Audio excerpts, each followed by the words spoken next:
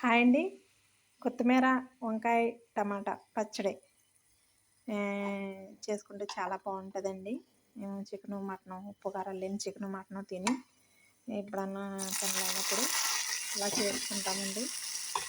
వెల్లుల్లిపాయలు ఫ్రై అయిపోయిన తర్వాత పచ్చిమిరపకాయలు వేసుకొని, పచ్చిమిరపకాయలు కూడా కొంచెం ఫ్రై అయిన తర్వాత కొత్తిమీర, తర్వాత టమోటా, తర్వాత వంకాయలు వేసుకొని బాగా మగ్గబెట్టుకొని మిక్సీ కొట్టేసుకొని తాలింపు పెట్టుకోవడమేనండి. మాకెందుకంటే చికెను, మటను తప్పించి ఇంకేం ఉండవండి. ఆటిల్లోనే వెజిటేబుల్స్ వేసి వండేస్తాము వీళ్ళకి. వీళ్ళు తింటారు కనుక కారం, ఉప్పు అవి పెద్దగా ఉండవండి. అలాంటప్పుడు మేము తినలేనప్పుడు ఇలా పచ్చడి చేసుకుంటామండి. ఇలాంటి పచ్చడి ఉంటే ఇంకా మాకు ఇంకా కూరలతో పెద్దగా పనేమి ఉండదండి. చికెను, మటన్ తోటి చాలా టేస్ట్గా ఉంటాయండి ఇవి. ఎందుకంటే కారంగా ఉంటాయి కనుక. సరేనండి, నచ్చితే లైక్ చేయండి, షేర్ చేయండి, సబ్స్క్రైబ్ చేసుకోవడం మర్చిపోకండి.